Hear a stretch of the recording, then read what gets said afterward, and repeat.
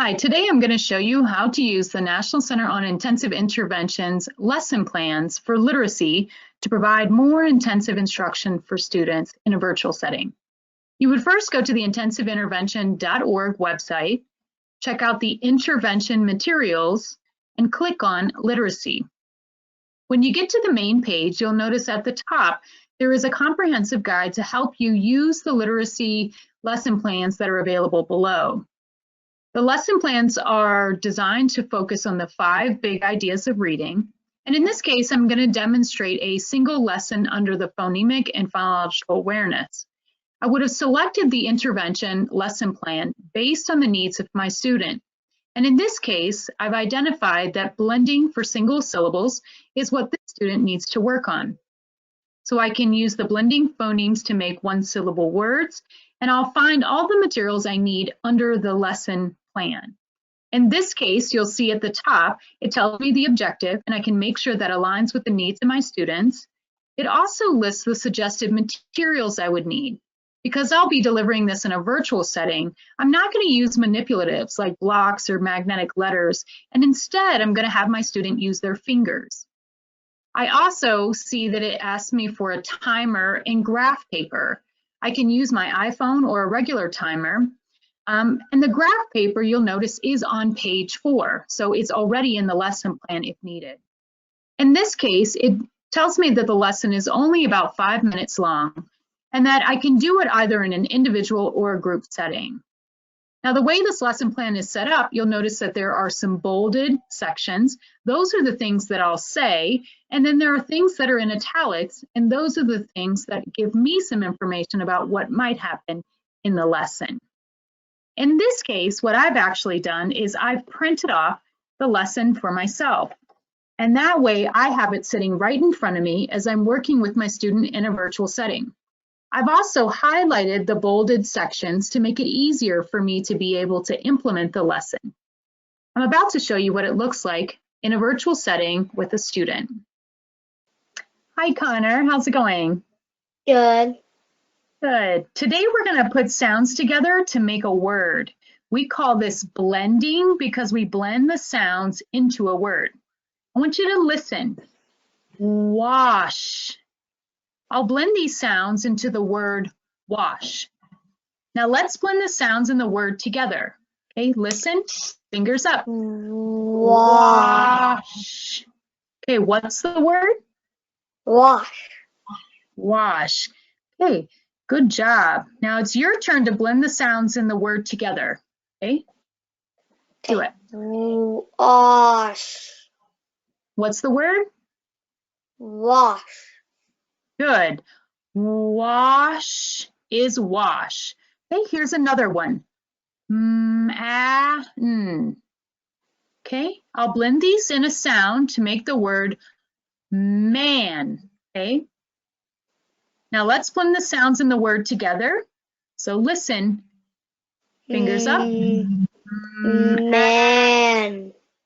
Good. What's the word? Man. Okay, now it's your turn to blend the sounds into the word, okay? Show me. Man. Okay, what's the word? Man. Good. Or man is man. So as you saw in the short video, I demonstrated how to follow the script that's in the bold, and in some cases, deviate a little bit, but the idea is to use a consistent routine. If you look down at the bottom of each of the lesson plans, it'll give you a little bit more information. If the student needed more practice with 3 sounds, I could use additional words. If the student was struggling, let's say they really needed more practice, I could actually step back to more two-letter sounds like at, if, or me. And as a student becomes much more proficient, then I might move up to 4 sounds in a word or even 5 sounds in a word to help them really understand this concept of blending. You'll see at the top here, there is an error correction, and I'm going to demonstrate how you could use the error correction for a student in this next video. Hi, Connor, welcome back. You've been doing so well. We've been charting your progress, and you've now met the criteria of 90% accuracy, which allows us to move on to the next level. Great job. So we've been working on 3 sounds, And now we're going to move to 4 sounds, okay? So I want you to listen to this new one. Stop. I'll blend these sounds together to make the word stop.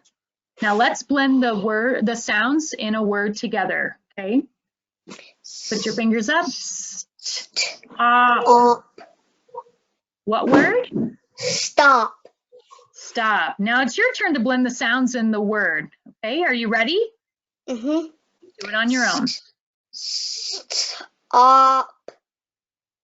Okay, what word? Stop. Good. Stop is stop. So here's another one. Great.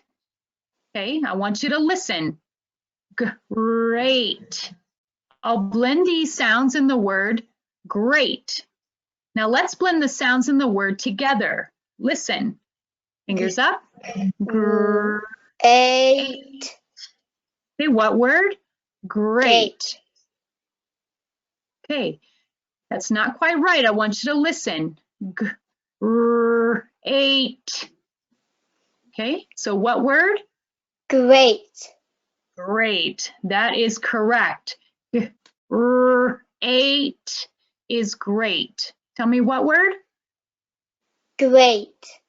Great. All right, now you do it on your own. Great. Okay, what word? Great. Great. Good job. You really sounded out the word just like you were supposed to and used your fingers to demonstrate the sounds and blend them together. Now let's practice some more. Now, as you see, as the student becomes much more proficient, you can increase the blending sound. So in this case, the student got 90% accuracy, as you'll see at the bottom of the second page of the lesson plan. The student can also track their own data, or I can do that for them, especially in a virtual setting. I want to remind folks that these scripts are designed to be models. You can adjust the difficulty and increase the independence as the student becomes more proficient with this particular skill. Now, in a virtual setting, I, as a teacher, may not have the opportunity to meet with my student every single day. So what I could do is deliver the lesson 1 or 2 times a week, and then work with the parent to help them be able to also deliver the lesson so that the student is getting multiple opportunities for practice. Keep posted as we start to share more of our lesson plan opportunities that can be done in a virtual setting, in a face-to-face setting, or even at home with parents.